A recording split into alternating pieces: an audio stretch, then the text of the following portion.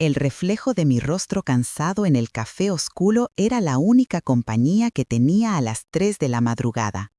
Las luces fluorescentes del bar de carretera zumbaban sobre mi cabeza, un sonido tan monótono como mi propia existencia, un ciclo interminable de rellenar tazas agrietadas y limpiar mostradores pegajosos para pagar deudas que nunca parecían disminuir. Cada cliente que se iba me dejaba un poco más sola, atrapada en este limbo a las afueras de la ciudad, un lugar donde la gente solo pasaba de largo. La lluvia golpeaba el tejado con una furia constante, como si el cielo quisiera lavar la mugre del mundo, o quizás solo la de mi vida. Me apoyé en el mostrador sintiendo el peso de mis 28 años como si fueran 80, preguntándome si algún día algo rompería esta rutina asfixiante. Justo en ese instante, un golpe violento y seco en la puerta trasera del callejón hizo que mi corazón se detuviera. No era el repartidor, era demasiado tarde. Era un sonido crudo, desesperado, un puño contra la madera que prometía problemas.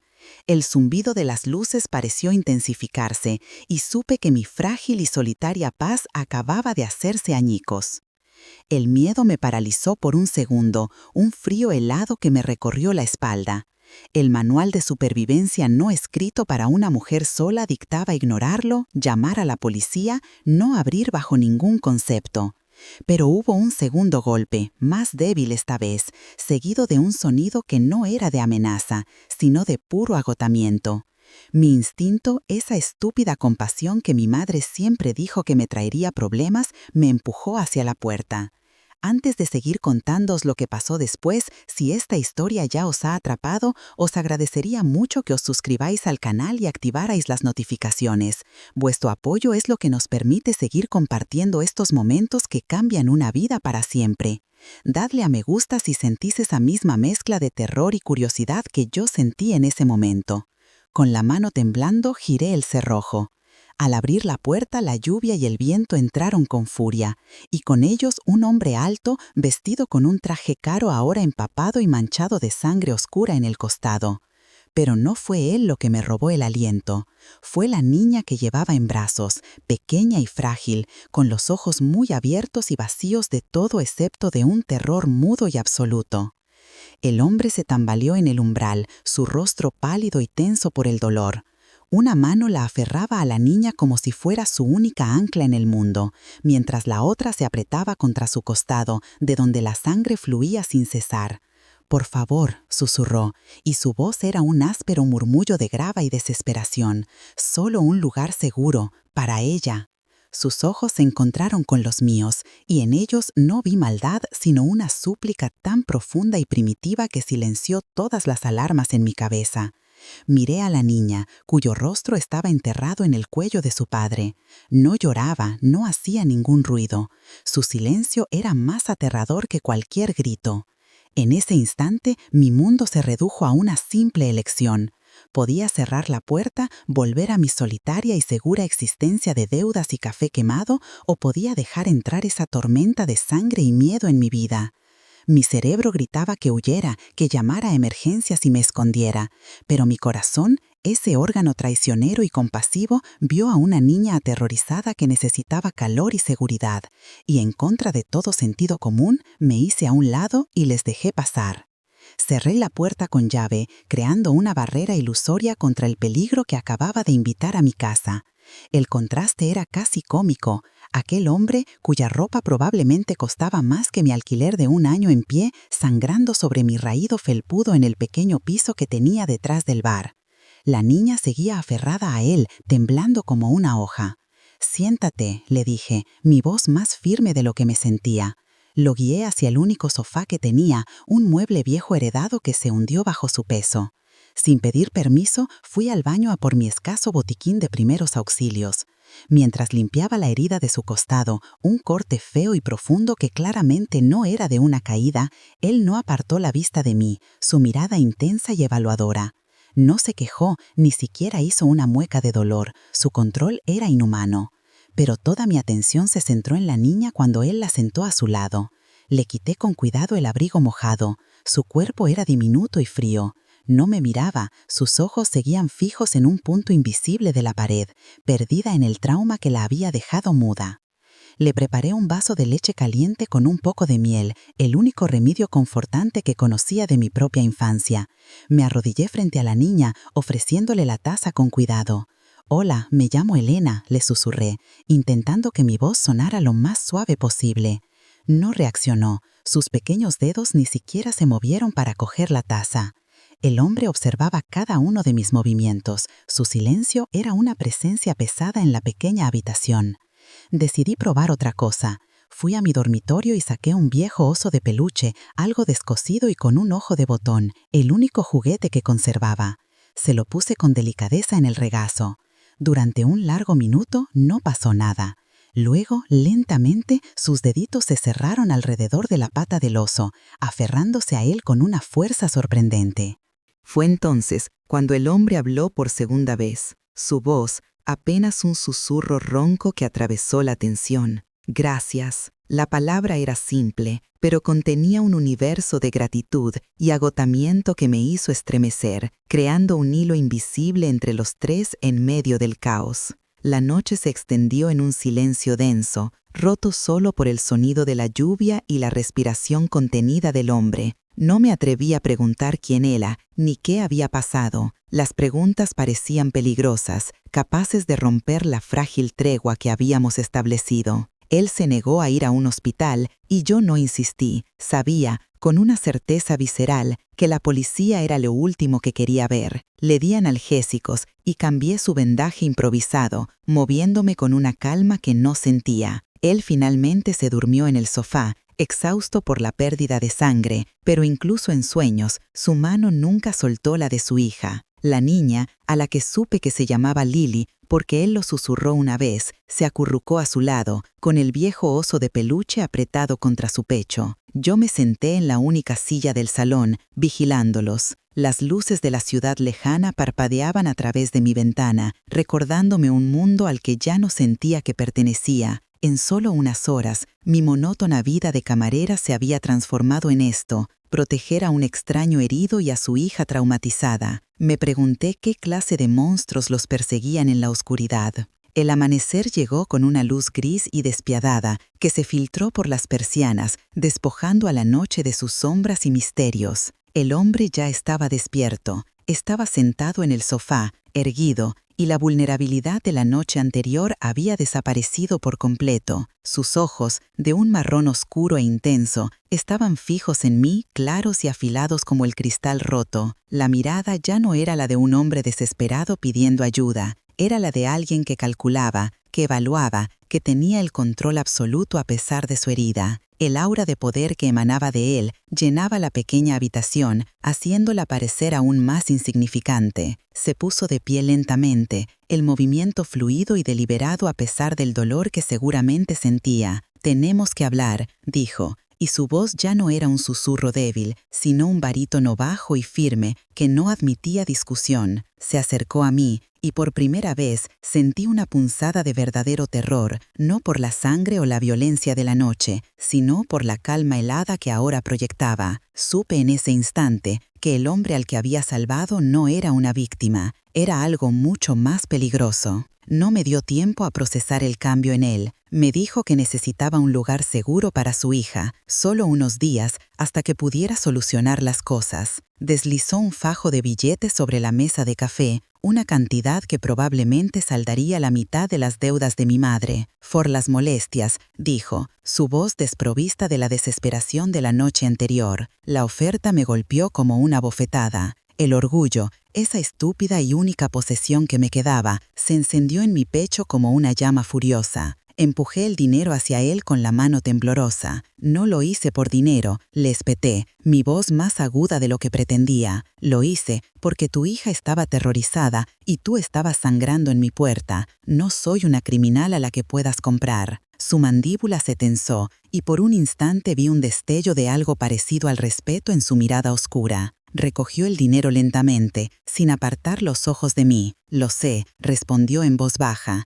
«y es precisamente por eso que eres el único lugar en el que puedo confiar ahora mismo». Su calma era más intimidante que cualquier amenaza, un recordatorio silencioso de que estaba atrapada en algo mucho más grande que yo. Mi desafío no duró mucho. Al llegar al bar para mi turno de mañana, mi jefe, un hombre sudoroso y de mirada huidiza llamado Frank, me esperaba en la puerta. Me despidió en el acto. Aparentemente, mi vecina, la señora Gable, famosa por espiar tras las cortinas, le había llamado para contarle que un hombre sospechoso y ensangrentado había entrado en mi piso. Frank no quería problemas de ese tipo en su negocio. Mis súplicas fueron inútiles. Me entregó mi última y mísera paga en un sobre arrugado y me dijo que no volviera. Caminé de vuelta a casa, bajo un sol pálido que no me calentaba, con el sobre en la mano sintiéndose como ceniza. La realidad me cayó encima con la fuerza de una losa de hormigón. Sin trabajo, la amenaza de desahucio se convirtió en una certeza inminente. Las cartas del hospital por las deudas de mi madre parecían gritar mi nombre desde la mesita de entrada. Mi acto de compasión me había costado mi única fuente de sustento, dejándome completamente a la deriva. La ironía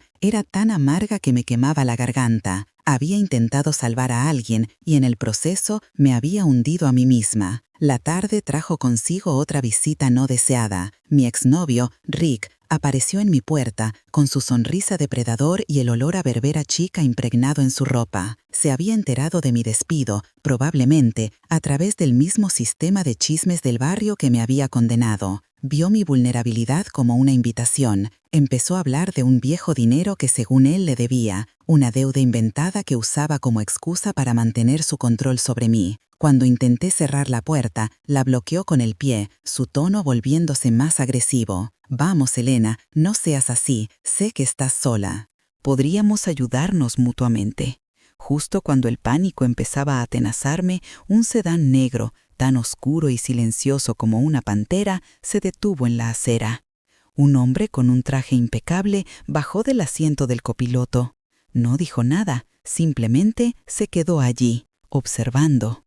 Rick palideció al instante, su bravuconería se evaporó como el humo. Murmuró una disculpa y prácticamente huyó calle abajo. El hombre del traje se acercó, me tendió un teléfono y dijo con voz neutra: «El señor Bellini quiere hablar con usted». El mundo de Marco ya no estaba contenido en mi pequeño piso, se estaba derramando sobre mi vida, manchándolo todo. Tomé el teléfono con dedos entumecidos. La voz de Marco sonó en la línea, clara y fría, desprovista de cualquier emoción. «¿Estás bien, Elena?». No era una pregunta, era una afirmación de que él ya sabía lo que había pasado. Me explicó, con una calma aterradora, que había puesto a gente a vigilarme desde que se fue. No por desconfianza, insistió, sino por protección. La idea de ser observada sin saberlo me provocó un escalofrío que me recorrió toda la espalda. Era una invasión, una violación de mi ya escaso privacidad. Sin embargo, una parte retorcida y asustada de mí sintió una punzada de alivio. Alguien había estado allí. Alguien había intervenido. «No está segura allí», continuó, su tono dejando claro que no había lugar para el debate.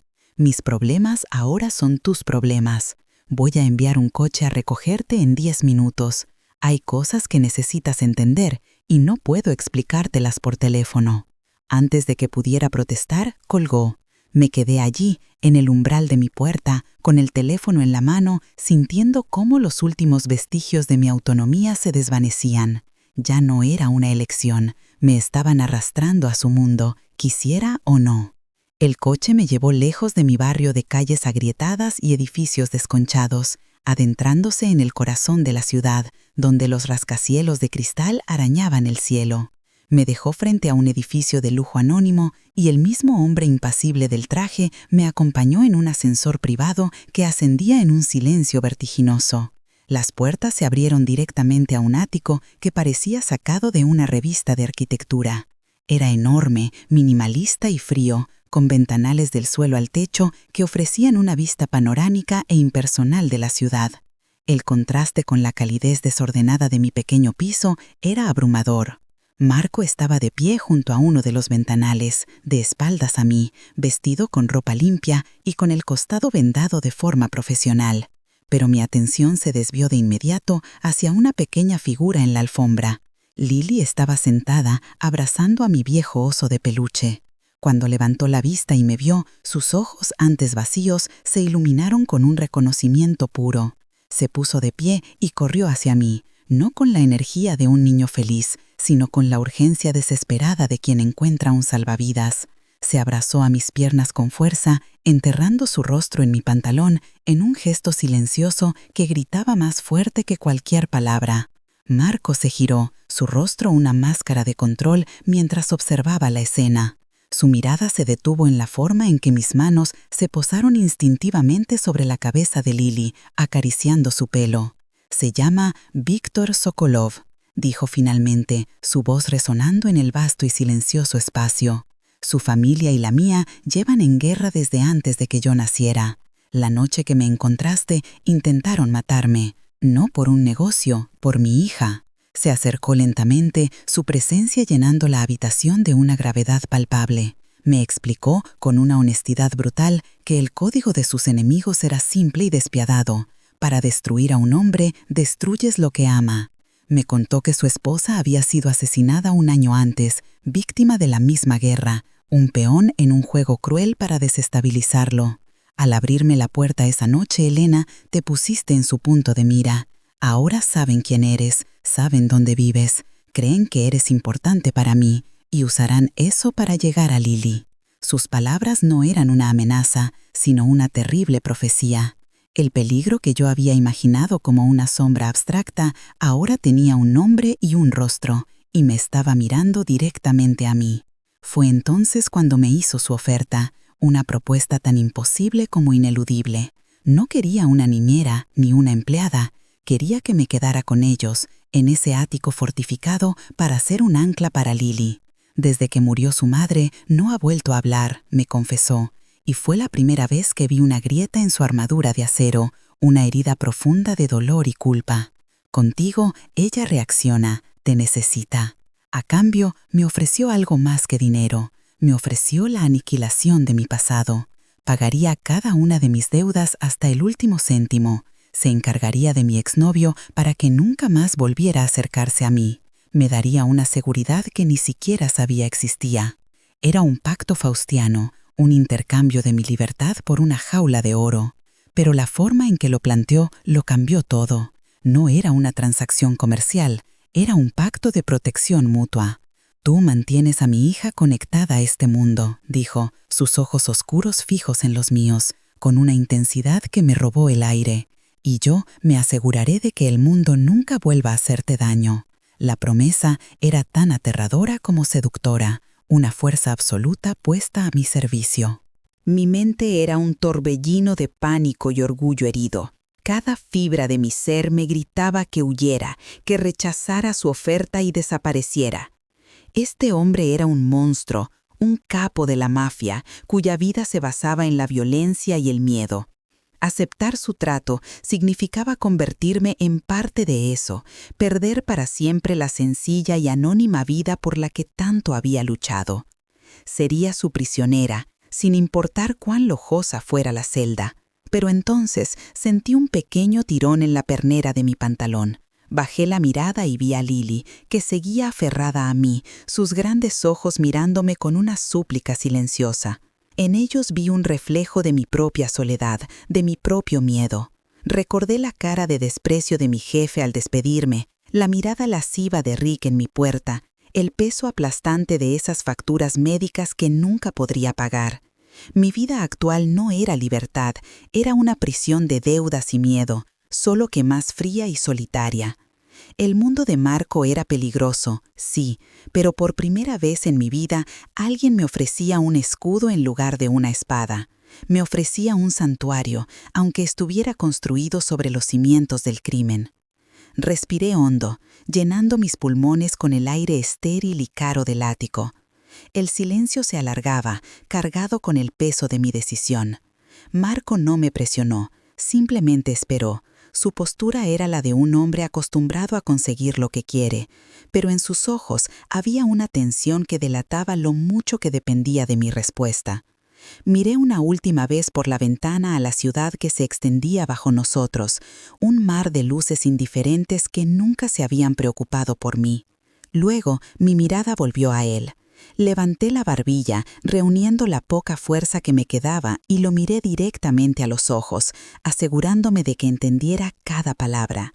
«Lo haré», dije, mi voz sonando sorprendentemente firme en el silencio. «Lo haré por Lily». Hice una pausa, dejando que la condición flotara en el aire entre nosotros. «Pero que te quede claro, Marco, no soy una de tus posesiones, no me das órdenes. En esto soy tu socia, no tu propiedad». Un lento y casi imperceptible asentimiento fue su única respuesta. El pacto estaba sellado. Acababa de cambiar una prisión por otra, pero esta vez, al menos, no estaría sola en mi celda. El camino de vuelta ya no existía. Los primeros días en el ático fueron como vivir en un museo de arte moderno. Impecable, silencioso y completamente desprovisto de vida. El lujo me rodeaba, pero se sentía frío, prestado. Mi existencia estaba ahora regida por un conjunto de reglas no escritas pero inquebrantables. Leo, la sombra leal de Marco, permanecía apostado cerca de la entrada. Su presencia era un recordatorio constante de que no era una invitada, sino un activo bajo protección. Las comidas llegaban a horas precisas, preparadas por un chef que nunca veía. Mis movimientos estaban confinados a este espacio panorámico suspendido sobre una ciudad que ya no me pertenecía. La única calidez en este entorno estéril era Lily. Pasábamos las horas en el suelo, construyendo mundos imaginarios con cojines y libros, creando un pequeño refugio dentro de la fortaleza. Marco era una figura fantasmal, que se iba antes de que despertáramos y volvía mucho después de que Lily se hubiera dormido. Intenté reclamar un trozo de mi antigua normalidad, insistiendo en cocinar nuestra propia cena una noche. La desaprobación silenciosa del personal fue tan palpable como los muros de cristal que me rodeaban, una sutil batalla por un control que ya había cedido. Una noche, Marco regresó más temprano de lo habitual. Me encontró en la cocina, descalza sobre el frío mármol, intentando preparar un simple estofado cuyas especias aromáticas luchaban contra la esterilidad del aire acondicionado. Había reorganizado sutilmente algunas cosas, colocando un tarro de flores silvestres que encontré en la terraza en el centro de la isla de la cocina. Su mandíbula se tensó al ver el desorden, mi pequeño acto de rebelión contra su orden perfecto. «Hay gente que se encarga de esto, Elena», dijo. Su voz era un murmullo bajo y tenso. Le devolví la mirada, el cucharón de madera todavía en mi mano.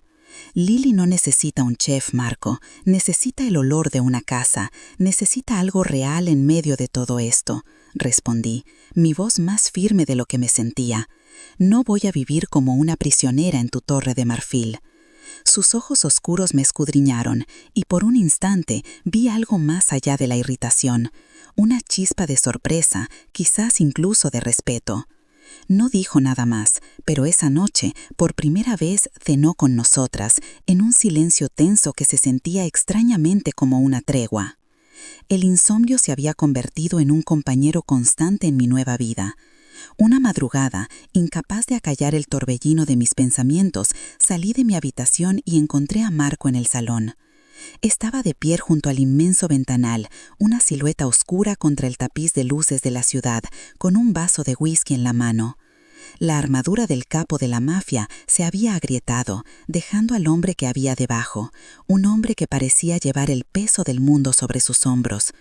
No se sobresaltó al sentir mi presencia. «A veces la ciudad parece un océano de almas solitarias, ¿no crees?», murmuró, sin apartar la vista del horizonte. Me acerqué con cautela, manteniendo de a una distancia respetuosa. «Ella se reía en sueños hoy», dijo de repente, su voz teñida de una vulnerabilidad que me desarmó por completo. No la había oído hacer eso desde antes. No necesitaba decir más. El fantasma de su esposa llenaba el silencio entre nosotros. Se giró para mirarme, y en la penumbra sus ojos ya no eran fríos y calculadores, sino que estaban llenos de un dolor antiguo y profundo. «Gracias, Elena, por darle eso». En ese instante no éramos el jefe de la mafia y la camarera, éramos solo dos personas rotas encontrando un frágil consuelo en la oscuridad. La cruda realidad de nuestro acuerdo se materializó a través de Leo. Su escepticismo hacia mí era una corriente subterránea constante, una evaluación fría en cada una de sus miradas. Un día, interrumpió la tranquila rutina de nuestra tarde de lectura con Lily para mostrarle a Marco algo en una tableta. Aunque intentaron ser discretos, pude ver las imágenes de la cámara de seguridad, el exterior de mi antiguo edificio de apartamentos. Un hombre de aspecto desagradable, con una cicatriz que le cruzaba la ceja, estaba hablando con mi antigua vecina, la señora Gable. Vi el rostro de Marco endurecerse, sus facciones convirtiéndose en una máscara de furia helada. Quiero su nombre, quiero saber por quién trabaja. Y luego, encárgate de que no vuelva a hacer preguntas, le ordenó a Leo en un tono bajo y letal que me provocó un escalofrío. La facilidad con la que hablaban de neutralizar una amenaza humana me revolvió el estómago. El peligro ya no era una sombra abstracta que nos había perseguido en una noche de lluvia. Tenía un rostro, hacía preguntas sobre mí, y la protección que Marco me había prometido era en realidad una reacción directa a la amenaza que mi sola presencia en su vida ahora representaba. A pesar del miedo que se filtraba por las grietas de nuestra fortaleza, me aferré a Lily como a un ancla. Decidí crear un mundo para ella dentro de esas paredes, un mundo donde los monstruos no pudieran entrar. Transformamos una esquina del vasto salón en nuestro rincón de arte, con papel, ceras y pintura por todas partes. Un día, mientras intentaba dibujar un pato ridículamente deforme, hice un sonido de graznido tan absurdo que una pequeña y ahogada risa escapó de los labios de Lily. Fue un sonido diminuto, casi imperceptible, pero para mí fue como un trueno. Me quedé helada, mirándola con los ojos muy abiertos. Justo en ese momento, Marco entró en la habitación. Se detuvo en seco, su mirada fija en el rostro de su hija, que ahora tenía una sombra de sonrisa en los labios. Vi un torbellino de emociones cruzar su rostro, conmoción, alivio, una alegría abrumadora, antes de que su máscara de control volviera a su sitio. En lugar de reconocer el milagro, su mirada se desvió hacia el desorden de pinturas en la alfombra. «Asegúrate de que esto se limpie», dijo, su voz tensa. El orgullo le impedía admitir lo que acababa de presenciar, y su incapacidad para compartir ese momento me dolió más de lo que esperaba. El recordatorio de que nuestros pequeños momentos de felicidad eran frágiles llegó en una caja de cartón anónima. A pesar de los estrictos protocolos de seguridad, el paquete apareció en la mesa de centro una tarde, dirigido a Marco. Leo lo inspeccionó con un detector antes de que Marco abriera con una lentitud deliberada. Dentro no había documentos ni amenazas escritas. Solo había una única flor, un lirio blanco, prístino y perfecto, descansando sobre un lecho de satén negro. El nombre de la flor era el mismo que el de su hija. Un mensaje silencioso y brutal de Víctor Sokolov. Significaba: sé lo que más te importa y puedo llegar a ello. El aire en el ático se volvió denso, pesado, cargado de una nueva y sofocante capa de peligro. La seguridad se duplicó. Los guardias ya no solo estaban en la puerta, sino que patrullaban los pasillos. Marco me prohibió salir al balcón, la única conexión que tenía con el mundo exterior. La jaula dorada había perdido todo su brillo. Ahora solo sentía los barrotes de acero, fríos y opresivos, cerrándose a mi alrededor. El miedo ya no era un visitante ocasional, se había mudado con nosotros. La sensación de asfixia se hizo insoportable. Una tarde, después de que Lily se durmiera, me enfrenté a Marco. «No podemos seguir así», le dije, mi voz temblando de una mezcla de miedo y frustración. «La estás criando en una burbuja de pánico. Necesita ver el sol, sentir el viento. Necesita ser una niña, no una prisionera». Mi desafío lo enfureció. Su control, siempre tan férreo, finalmente se rompió. «¡No entiendes nada!», gritó, su voz resonando en el silencioso apartamento. «No tienes ni idea de lo que está en juego». Se pasó una mano por el pelo, su rostro crispado por una agonía que iba más allá de la situación actual. «Mi mujer está muerta por una tarde de normalidad, una sola tarde», confesó, su voz rota por el dolor. Su confesión me golpeó con la fuerza de una ola, ahogando mi ira y reemplazándola con una empatía devastadora. Comprendí entonces que sus muros no estaban construidos para mantenerme a mí prisionera, sino para contener su propia culpa insoportable. Nuestra tensa confrontación fue interrumpida bruscamente por la llegada de Leo, cuyo rostro estaba más pálido y sombrío de lo habitual. No traía buenas noticias. El lirio, dijo sin preámbulos, su voz baja y urgente. No fue una brecha externa. Revisamos cada centímetro de las grabaciones de seguridad. El paquete fue introducido en el edificio por uno de los nuestros, alguien del turno de noche, con acceso al ascensor de servicio. La revelación cayó sobre nosotros como una sentencia de muerte. El enemigo no estaba solo en las calles, acechando desde las sombras, estaba dentro, caminando por nuestros pasillos, vistiendo nuestro uniforme, conociendo nuestros protocolos. La paranoia se instaló como una niebla venenosa. Marco se quedó en silencio, pero vi cómo su mente trabajaba a una velocidad febril, repasando cada rostro, cada conversación, cada gesto de lealtad que ahora podía ser una traición. El santuario que había construido se había revelado como una trampa. Estábamos encerrados con un traidor, una serpiente en el nido, y de repente, cada sombra en el lujoso ático parecía ocultar a un enemigo. La sensación de seguridad se desvaneció por completo, reemplazada por la certeza de que no podíamos confiar en nadie. La decisión fue tomada con una rapidez implacable. Nos mudaríamos a una casa de seguridad en las afueras antes del amanecer. Mientras empaquetaba apresuradamente una pequeña bolsa para Lily, mis manos temblaban. Cogí el viejo oso de peluche, su única conexión con mi antigua vida, para asegurarme de que no lo olvidábamos. Al apretarlo, sentí algo duro y antinatural cosido en su interior. Con el corazón martillándome en el pecho, rasgué una costura con mis uñas y saqué un pequeño dispositivo negro. Una diminuta luz roja parpadeada en la oscuridad, un ojo electrónico que nos había estado observando, escuchando. Había sido colocado aquí, dentro de la fortaleza. Sokolov había oído nuestras discusiones, los planes de Marco, incluso su dolorosa confesión sobre su esposa. En ese preciso instante, el teléfono desechable que Marco me había dado vibró sobre la cama. Un mensaje de un número desconocido. Era una única foto, la puerta de mi antiguo apartamento, destrozada y arrancada de sus goznes, y en el felpudo polvoriento, justo en el umbral, había un solitario lirio blanco. El mensaje era inequívoco. Ya no era una guerra contra Marco, ahora era personal. Me habían encontrado, y la casa acababa de empezar. Le mostré el dispositivo a Marco, la pequeña luz roja parpadeando como un corazón maligno en la palma de mi mano. Su rostro, ya tenso por la revelación de la traición, se convirtió en una máscara de furia helada. No hubo gritos, ni exabruptos, solo un silencio letal que era mucho más aterrador. En ese instante, dejó de ser el padre atormentado que había visto la noche anterior y se transformó por completo en el hombre del que hablaban las leyendas urbanas, el Bellini. Su mirada se cruzó con la de Leo y un entendimiento tácito pasó entre ellos. El plan de mudarnos a una casa de seguridad ya no era una precaución, era una carrera contra el tiempo.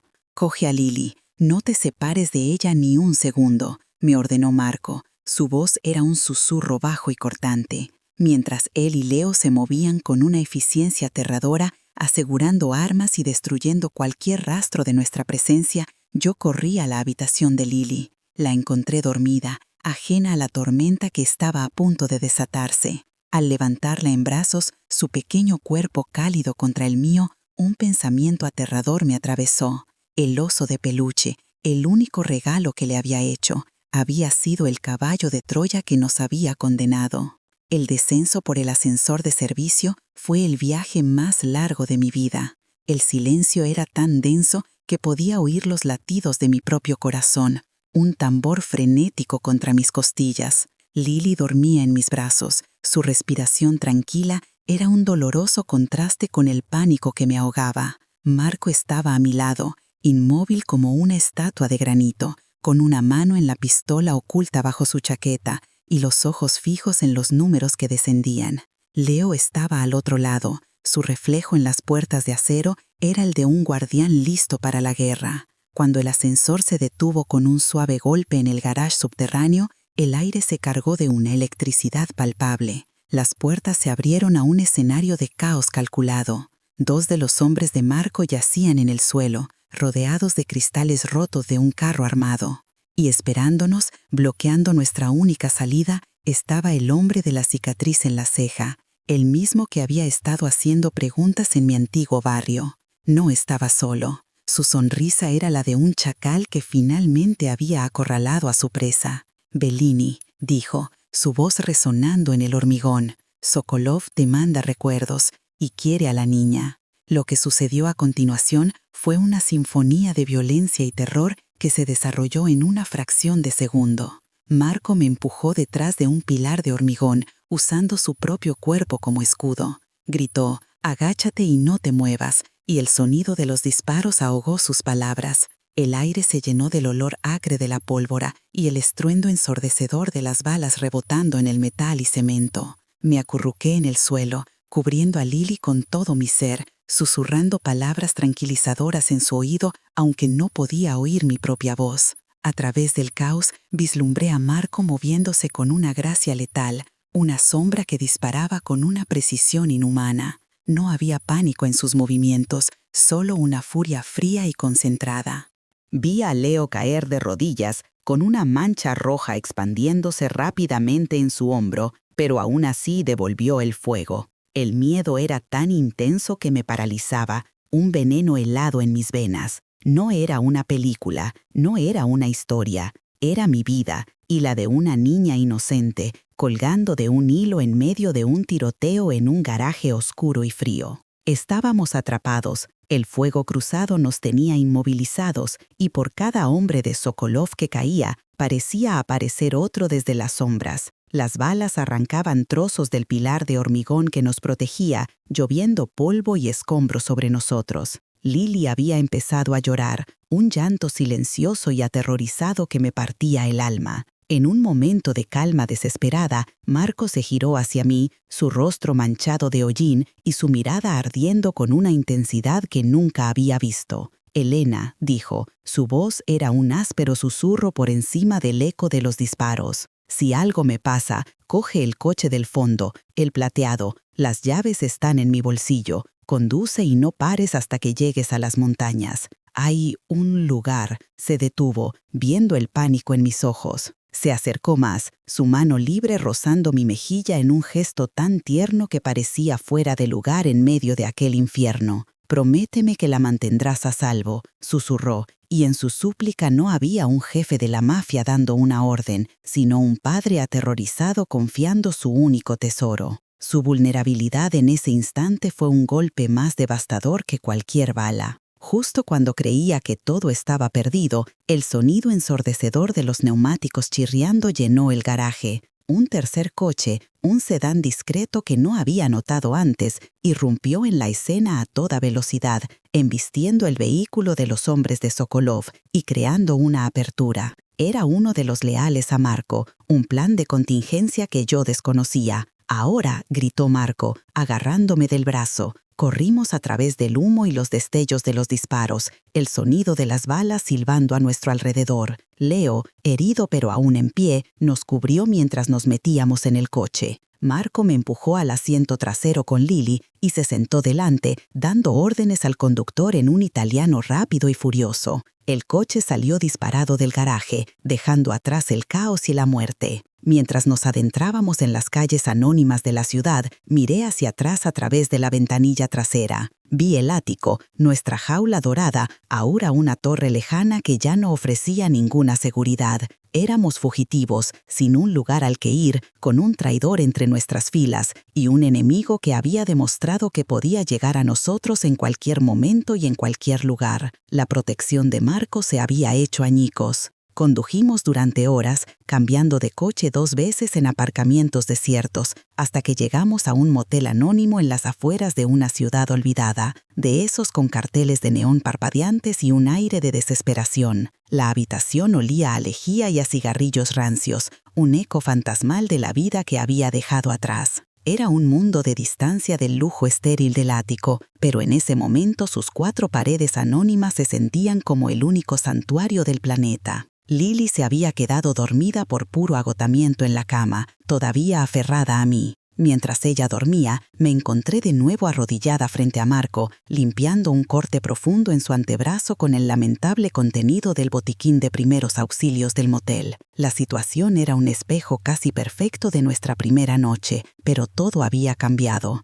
Ya no éramos extraños. Había visto la oscuridad de la que era capaz, la violencia que podía desatar, pero también había sentido el temblor de su mano al pedirme que protegiera a su hija. Cuando terminé de vendarle el brazo, mis dedos rozaron su piel. Levantó la mano y apartó un mechón de pelo de mi cara, su pulgar acariciando mi pómulo con una delicadeza que me robó el aliento. La quietud de la habitación del motel, rota solo por la respiración suave de Lily, parecía amplificar la tensión entre nosotros. Marco apartó la mano como si mi piel le quemara y se levantó para mirar por la ventana cubierta de mugre de espaldas a mí. Mi esposa, Isabela, amaba las flores, dijo de repente. Su voz era un murmullo ronco y cargado de dolor. Sobre todo los lirios. El día que la mataron, yo le había comprado un ramo enorme. Sokolov lo sabía, siempre lo sabe todo. Se giró para mirarme, y la máscara de control se había desvanecido por completo, dejando al descubierto un dolor tan crudo y profundo que me dolió físicamente verlo.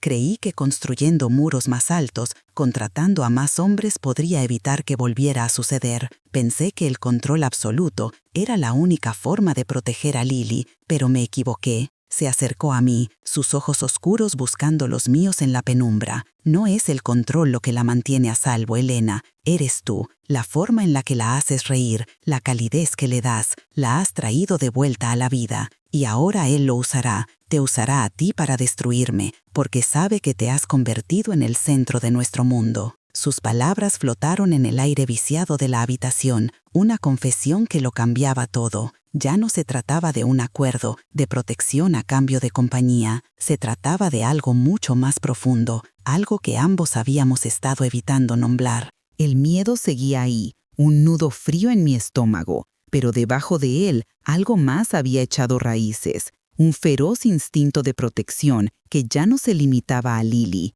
se extendía a él, a este hombre roto y peligroso que había confiado en mí con sus mayores debilidades. En ese momento tomé una decisión. Ya no era la camarera arrastrada a un mundo que no entendía, era parte de él. Di un paso hacia él, cerrando la distancia que nos separaba, y puse mi mano sobre su corazón.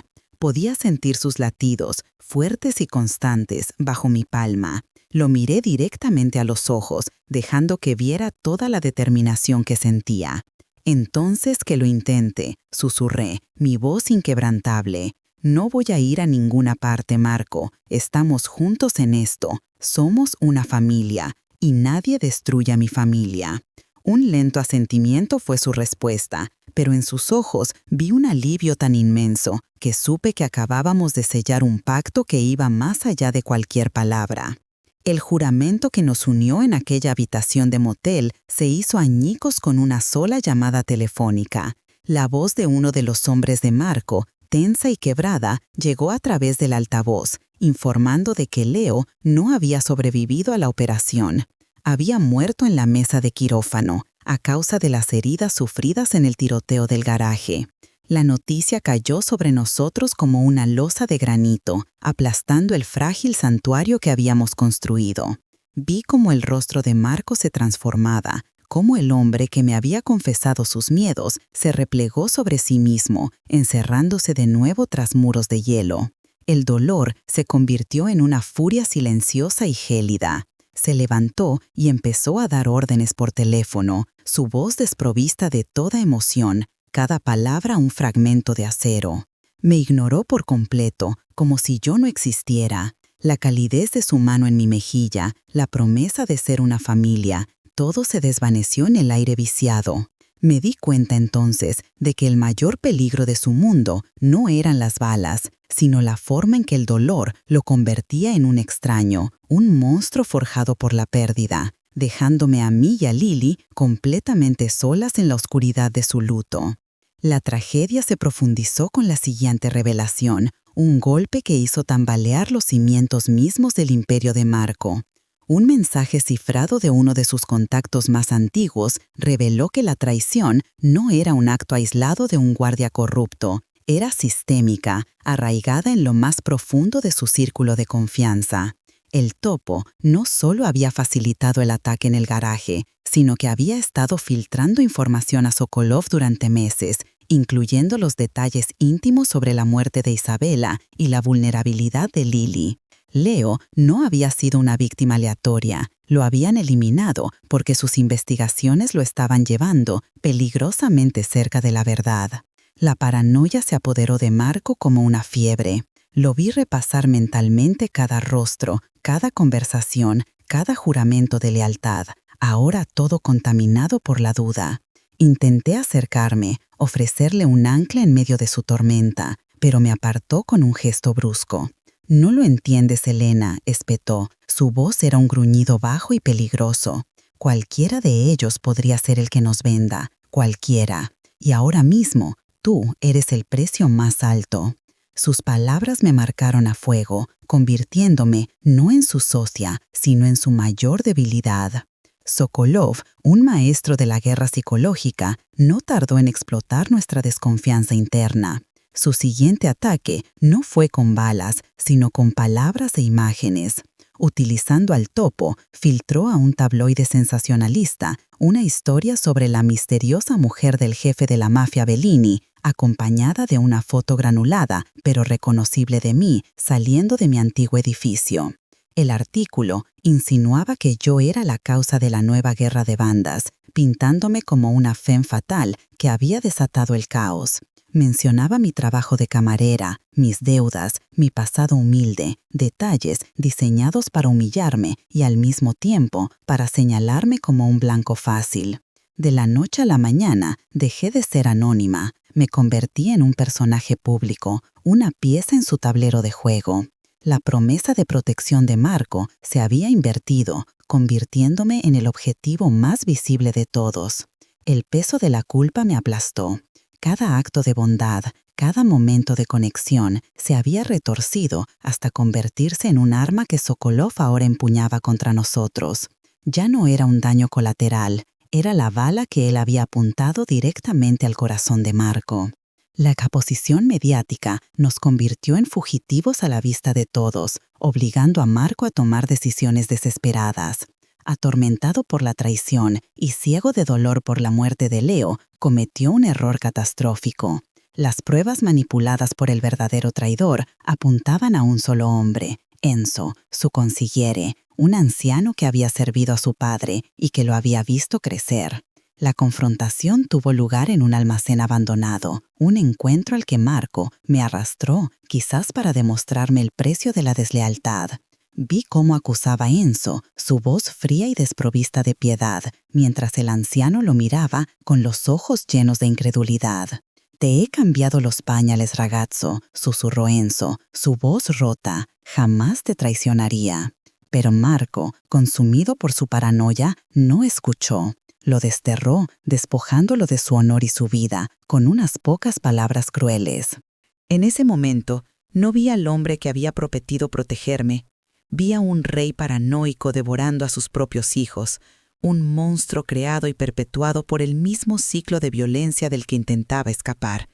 Y el terror que sentí no fue por Sokolov, sino por el hombre en el que Marco se estaba convirtiendo. Apenas esperamos a que la figura encorvada de Enzo desapareciera en la oscuridad para que mi horror estallara. «¿Cómo has podido?», le grité, mi voz resonando contra las paredes metálicas del almacén. «Le has destrozado el corazón. Era leal a ti». Marco se giró hacia mí, su rostro una máscara de furia y dolor. «Tú no sabes nada de este mundo», rugió, su control finalmente hecho añicos. «No sabes lo que es el sacrificio. Llegaste a mi vida por un maldito accidente y ahora eres la razón por la que todo se desmorona. Cada decisión que tomo para mantenerte a salvo es una debilidad que Sokolov explota». Sus palabras, afiladas como cuchillas de obsidiana, me atravesaron, cortando de raíz cualquier sentimiento de pertenencia que hubiera albergado. Confirmó mi miedo más profundo y oscuro. Yo era la causa de su caída. Yo era el ancla que, en lugar de estabilizarlo, lo estaba arrastrando al fondo del océano. El vínculo que habíamos forjado esa frágil promesa de familia se rompió en 1000 pedazos. En sus ojos ya no veía a un protector, sino a un hombre que me veía como su perdición. Y en ese instante supe que no había lugar para mí en su vida. Mi decisión fue tan instantánea como dolorosa. Si yo era su debilidad, entonces tenía que eliminarme de la ecuación. Era la única forma de protegerlo a él y a Lily. Esa misma noche, mientras Marco se consumía en llamadas furiosas, tratando de contener el caos que él mismo había magnificado, empaqué una pequeña mochila con lo esencial. Mis manos temblaban tanto que apenas podía cerrar la cremallera. Me acerqué a la cama donde Lily dormía, su rostro sereno en un mundo de pesadilla. Le di un beso en la frente, una despedida silenciosa que me desgarró el alma. Sobre la almohada, a su lado, dejé el viejo oso de peluche y una nota escrita en un trozo de papel de motel. A veces, la mayor prueba de amor es saber cuándo marcharse.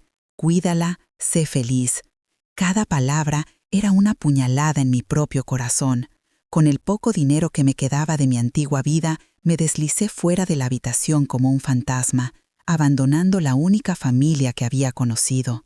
Me adentré en la fría oscuridad de la noche, sin rumbo, sola y más aterrorizada que nunca, convencida de que mi huida era el único sacrificio que podía salvarlos. Marco encontró la nota al amanecer, cuando el silencio de la habitación se volvió insoportable. La ausencia de mi respiración, del leve movimiento en la cama, lo despertó antes que la luz. Sus ojos se posaron en el papel arrugado sobre la almohada y al leer mis palabras el mundo se detuvo.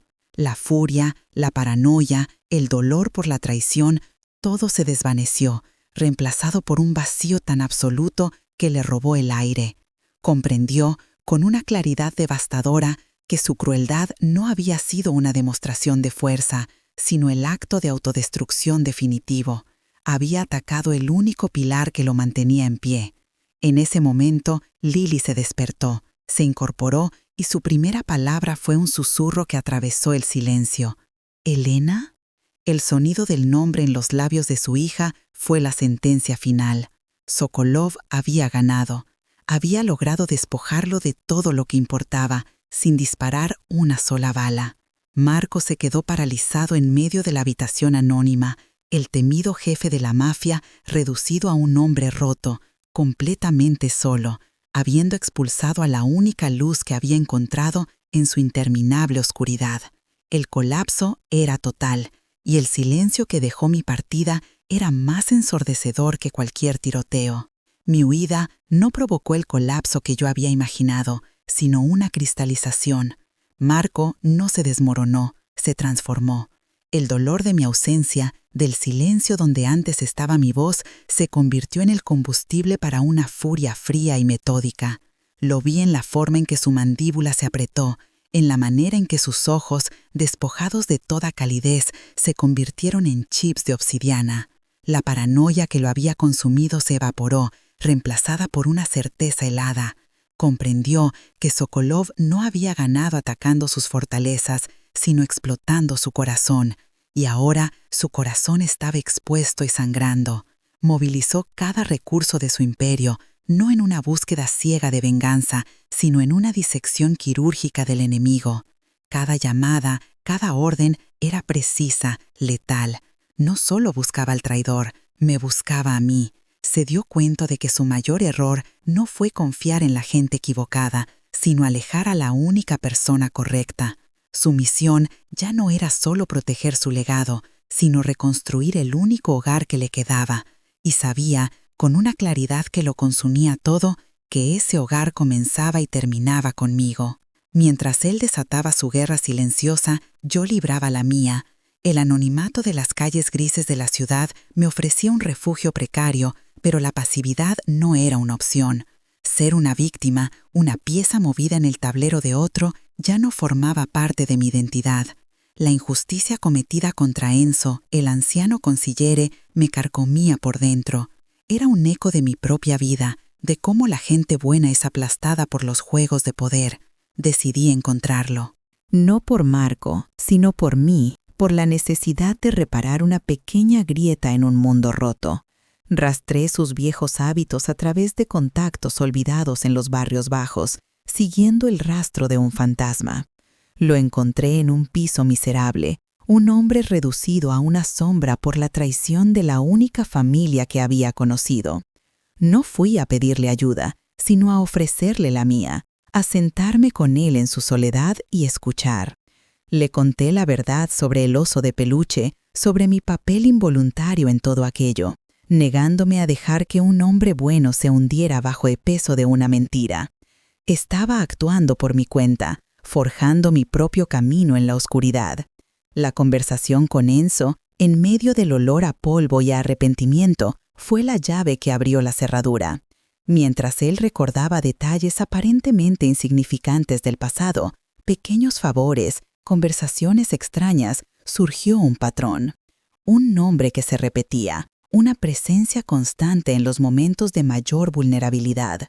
Antonio, el joven y ambicioso sobrino de Leo, a quien Marco había acogido tras la muerte de su tío como un gesto de lealtad. La misma lealtad que Antonio había traicionado. Mientras tanto, a kilómetros de distancia, Marco llegaba a la misma conclusión.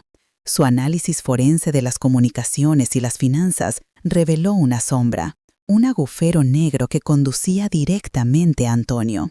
El joven había utilizado el dolor de Marco y su cercanía a Leo para moverse sin ser detectado, envenenando cada decisión, manipulando cada prueba para que apuntara a Enzo. El motivo era tan antiguo como el tiempo, una mezcla de resentimiento por sentirse siempre a la sombra de su tío y la promesa de poder que le había hecho Sokolov. El traidor no era un extraño, era familia, una serpiente que habían alimentado en su propio seno. Justo cuando el nombre de Antonio flotaba en el aire viciado del apartamento de Enzo, la puerta se abrió de golpe. Allí estaba él, con una sonrisa torcida y los ojos fríos de quien ha abandonado toda decencia. No había venido a por Enzo, había venido a por mí. Mi búsqueda me había hecho predecible. Mientras el pánico me helaba la sangre, me interpuse entre él y el anciano, un gesto inútil pero instintivo. Antonio levantó un teléfono y en la pantalla apareció el rostro satisfecho de Víctor Sokolov. «Believy está en camino, Elena», dijo Sokolov. Su voz era un veneno sedoso. «Ha sido muy inteligente, casi tanto como yo. Pero ahora tiene que tomar una decisión. Su imperio, todo por lo que su familia ha sangrado durante generaciones, o tú. Y créeme, un hombre como él siempre elige el poder». Era la trampa definitiva, diseñada no solo para matarme, sino para destruir el alma de Marco, obligándolo a elegir entre su pasado y su futuro. Antonio me agarró del brazo, el frío metal de una pistola presionando contra mi costado, y supe que mis acciones, mi intento de hacer lo correcto, me habían llevado directamente a la boca del lobo. Cuando Marco irrumpió en la habitación, el tiempo pareció ralentizarse. Su mirada pasó por encima del traidor, por encima del arma, y se clavó en la mía. En sus ojos no vi al capo de la mafia calculando sus opciones, sino al hombre que había perdido a su esposa y que se negaba a perder a nadie más. Sokolov, todavía en la pantalla, repitió su ultimátum con regocijo. «Tu legado o ella, Bellini. La elección es tuya». Marco no dudó ni un instante. «Quédate con todo», dijo. Su voz era un trueno bajo y firme que hizo vibrar la habitación. Fue una rendición total, un sacrificio tan absoluto que dejó a Antonio y a Sokolov momentáneamente aturdidos. En ese instante de sorpresa vi mi oportunidad. Recordé algo que Enzo me había contado, el profundo desprecio de Antonio por ser comparado con su tío. «Leo estaría avergonzado de ti», susurré, mis palabras diseñadas para herir. La furia nubló su juicio, su agarre flaqueó por una fracción de segundo. Fue todo lo que Marco necesitó. El disparo fue un único sonido sordo y definitivo. La amenaza se desplomó. En el silencio ensordecedor que siguió, con el olor a pólvora flotando en el aire, solo existíamos nosotros dos. Marco no corrió a comprobar el estado de su imperio ni a dar órdenes. Cruzó la habitación en 3 zancadas y me rodeó con sus brazos, hundiéndome contra su pecho en un abrazo que no era de posesión, sino de un alivio desesperado. Me aferré a él, temblando, sintiendo por fin el peso de todo lo que habíamos pasado. No hubo promesas grandilocas ni disculpas elaboradas, no eran necesarias. Su elección, su disposición a quemar su mundo hasta los cimientos por mí, lo había dicho todo. Y mi decisión de no huir, de luchar a mi manera, le había demostrado que no era una debilidad, sino su mayor fortaleza. Levantó mi rostro, sus pulgares limpiando las lágrimas que no sabía que estaba derramando, y me besó. No fue un beso de pasión, sino un juramento silencioso. Un pacto sellaron no con palabras, sino con la certeza mutua de que, a partir de ese momento, dondequiera que estuviéramos, sin importar el peligro, estaríamos en casa, juntos. La guerra exterior podría continuar, pero la batalla interior, la que de verdad importaba, la habíamos ganado. Los meses que siguieron no borraron las cicatrices, pero las convirtieron en el mapa de nuestro viaje. El imperio de Marco no se desvaneció, se transformó. Fiel a su palabra, entregó los restos de las operaciones ilícitas, un esqueleto de poder que Sokolov recogió como un buitre, solo para descubrir que el alma del negocio ya no estaba allí. Marco conservó las empresas de logística, las fachadas, y las convirtió en el núcleo de un nuevo legado, uno construido sobre cimientos limpios. Nuestro ático con vistas a una ciudad indiferente fue reemplazado por una casa de piedra y madera en las afueras, rodeada de árboles que susurraban con el viento en lugar de sirenas. Enzo, con su honor restaurado, se convirtió en una presencia constante, un abuelo para Lili, cuya sabiduría ya no guiaba a un capo, sino a un hombre de familia. Yo ya no era un activo protegido. Me senté a su lado en cada reunión, mi voz tan valorada como la suya mientras decidíamos el futuro. Dejamos de huir del pasado para empezar a construir activamente un presente donde la seguridad no dependía de muros más altos, sino de la confianza inquebrantable que habíamos forjado en el fuego. Mi propia transformación fue la más silenciosa y a la vez la más profunda. El dinero que Marco había ofrecido al principio, aquel que rechacé con tanto orgullo, lo acepté esta vez como una inversión, no para pagar viejas deudas que ya no existían, sino para crear algo nuevo. Abrí un pequeño restaurante en el pueblo, un lugar llamado El Refugio, lleno de luz, el aroma del pan recién hecho y el murmullo de conversaciones felices. Era todo lo contrario al bar de carretera donde mi vida había dado un vuelco. Se convirtió en mi dominio, un espacio donde mi capacidad para cuidar de los demás, esa compasión que una vez consideré mi debilidad, se convirtió en mi mayor fortaleza. Lili, cuya voz ahora llenaba cada rincón de nuestras vidas con preguntas y canciones, pasaba las tardes conmigo después del colegio, sus pequeñas manos cubiertas de harina mientras intentaba amasar. Una tarde, Marco entró sin hacer ruido, quitándose la chaqueta de hombre de negocios en la puerta. Se quedó observándonos, una sonrisa suave transformando su rostro. No dijo nada, pero en su mirada vi el universo entero, la paz, el hogar, todo lo que una vez creyó perdido renaciendo en la calidez de mi cocina. Una noche, mucho después de que el último cliente se hubiera ido y Lili dormía plácidamente en su cama, nos sentamos en el porche de casa, envueltos en el aire fresco de la montaña. El silencio ya no era tenso ni pesado, sino cómodo, lleno de todo lo que no necesitábamos decir. Marco tomó mi mano, sus dedos entrelazándose con los míos. «¿Sabes?», empezó, su voz un murmullo bajo y ronco. Durante años creí que la fuerza era la capacidad de no sentir nada, de cerrar cada puerta para que el dolor no pudiera entrar. Sacó una pequeña caja de su bolsillo. Dentro no había un diamante ostentoso, sino un sencillo medallón de plata. Lo abrió y dentro había una minúscula foto grabada, nosotros tres riendo en el jardín. «No me salvaste de Sokolov, Elena», continuó, sus ojos oscuros brillando bajo la luz de la luna. «Me salvaste de mí mismo». Me puse el medallón, el metal frío contra mi piel cálida, un símbolo no de propiedad, sino de pertenencia, un ancla en nuestro puerto seguro. Nuestra nueva normalidad encontró su ritmo en momentos pequeños y perfectos. Los domingos por la tarde se convirtieron en nuestro santuario. Lili reía a carcajadas mientras Marco la empujaba en el columpio que habían construido juntos, su pelo volando como un estandarte de felicidad recuperada. En un banco cercano, bajo la sombra de un viejo roble, descansaba el oso Lepeluche, descosido y con un ojo de botón, un veterano de guerra que ahora vigilaba nuestra paz.